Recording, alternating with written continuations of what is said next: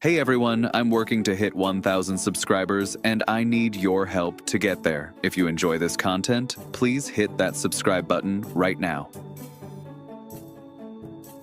Welcome back to Red Sox Focus. There is no breaking news circulating around the Boston Red Sox organization today, so we are going to skip straight to what matters, breaking down everything that went wrong yesterday. Two things stand out above everything else. First, Bryan Bello's pitching performance, which raises legitimate long-term concerns that go well beyond a single bad outing.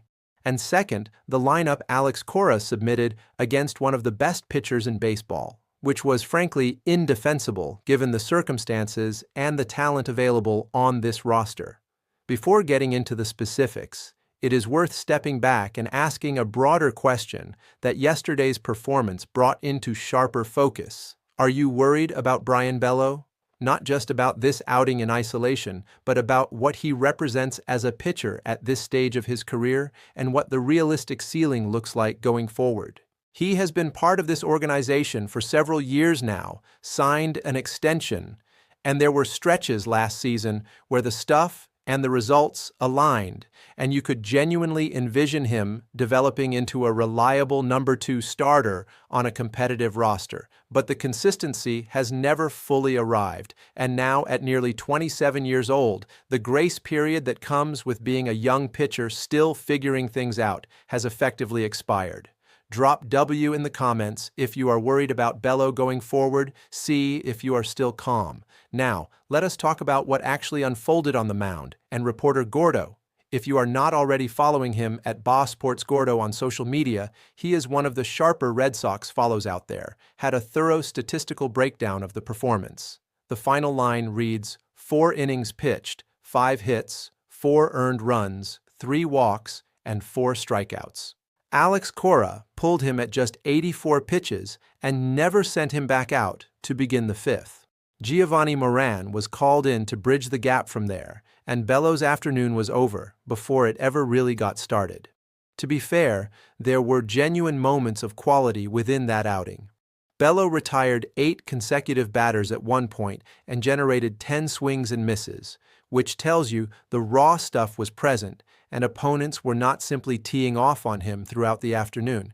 The problem was not an absence of talent. The problem was a total inability to sustain any kind of rhythm or consistency from one inning to the next. Of his 84 pitches, only 47 were strikes. A 56% strike rate is simply not a workable number at the major league level against any lineup, regardless of how much swing and miss ability a pitcher possesses.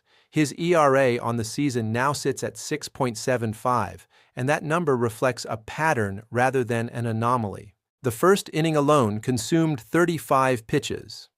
35 pitches before the game had barely begun, and while Bello ultimately limited the damage to a single run, the manner in which that run scored is the part that stings most. With the bases loaded, he walked in a walk-in run. There is an acknowledgement to be made here. Command deserts every pitcher at some point, and no one in baseball throws the ball exactly where they intend on every single pitch. But in that moment, with the bases loaded and the game on the line in the very first inning, a major league starter has to find a way to compete in the strike zone. The willingness to surrender hard contact is preferable to issuing free bases and giving away runs without the opposing lineup having to earn them. To his credit, he kept the damage to 1 run in that frame. But the 35-pitch investment to get there set the tone for everything that followed. The 4th inning was where the game was truly and irreversibly lost. Bello completely unraveled, surrendering 3 more runs before working out of the inning with the deficit now standing at 4-0. At that point, the math became brutally simple.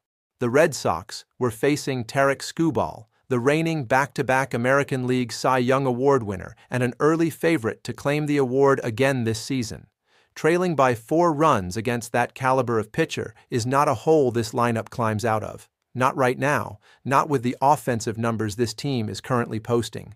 The game was effectively decided before the 5th inning began, and everyone watching understood it in real time.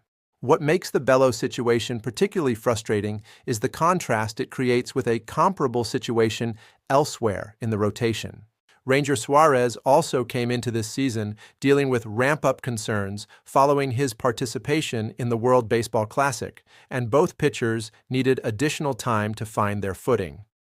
Yet, Suárez has turned a genuine corner in his last two starts, commanding the zone and pitching with the kind of efficiency that keeps lineups off balance.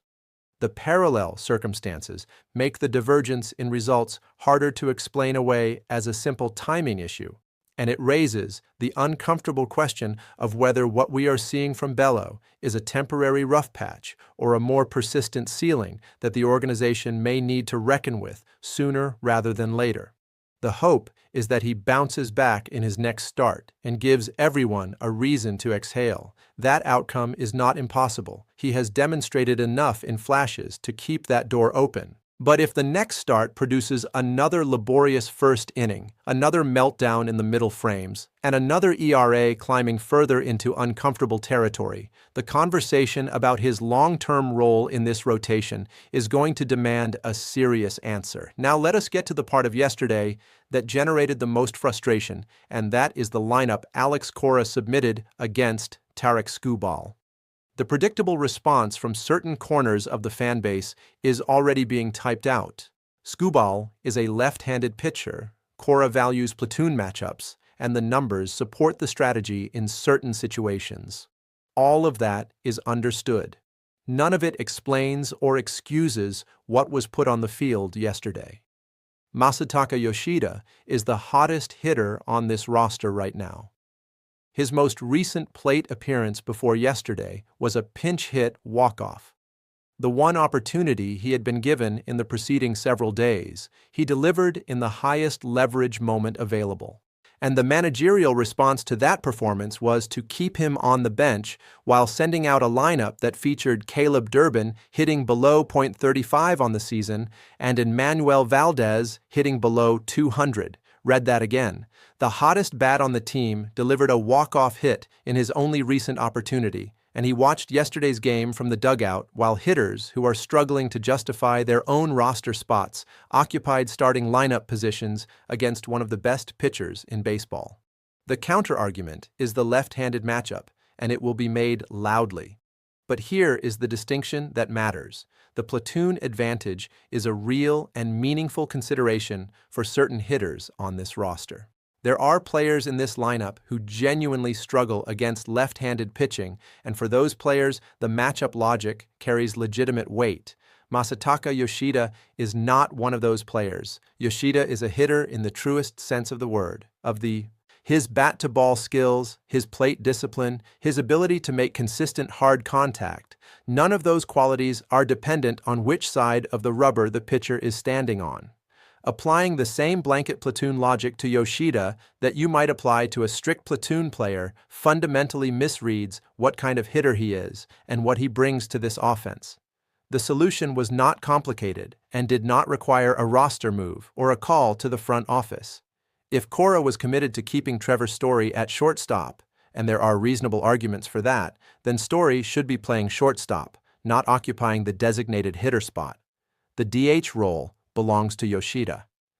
Emmanuel Valdez slides to second base. Yoshida is in the lineup.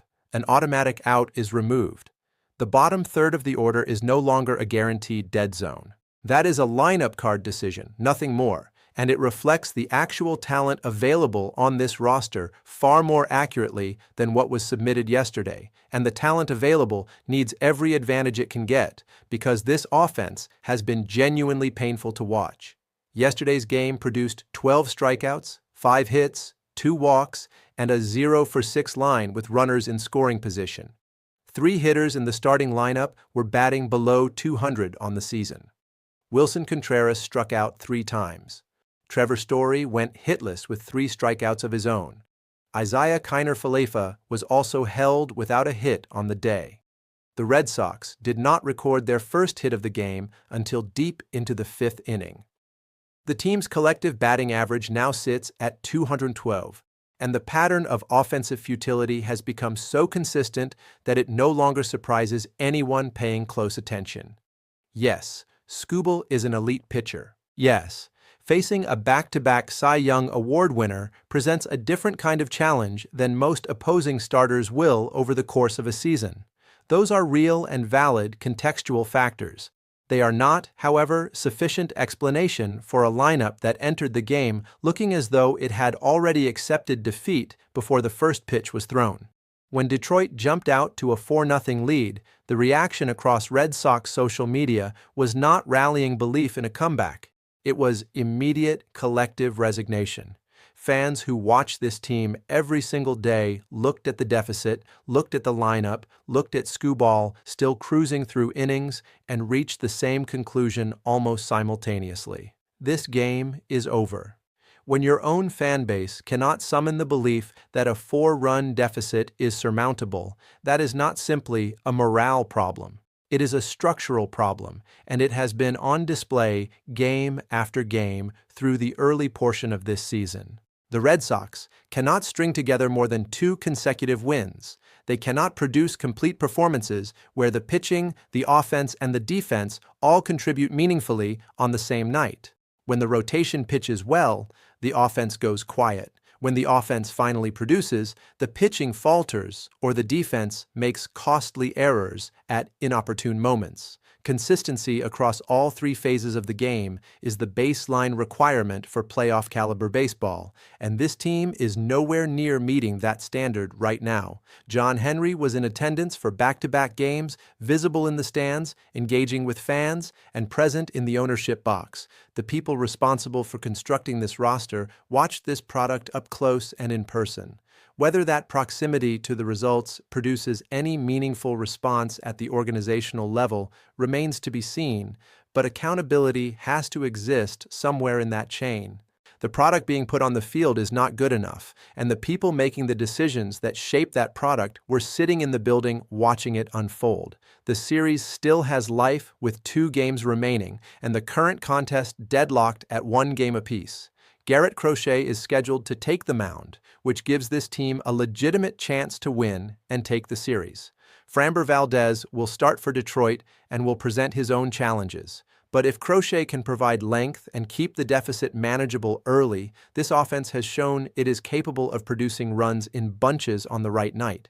The question, as it has been throughout this young season, is whether the lineup put in front of him will reflect the full talent available on this roster, or whether we will be having this exact same conversation again tomorrow. Does Masataka Yoshida deserve an everyday spot in this starting lineup? Drop L in the comments if you believe he should be out there every single game. B if you think the current approach makes sense. Red Sox Focus is going to keep asking the uncomfortable questions and holding every level of this organization accountable. From the front office decisions that shaped this roster to the lineup card choices being made in the dugout every night. Until next time. Hey everyone, I'm working to hit 1,000 subscribers, and I need your help to get there. If you enjoy this content, please hit that subscribe button right now.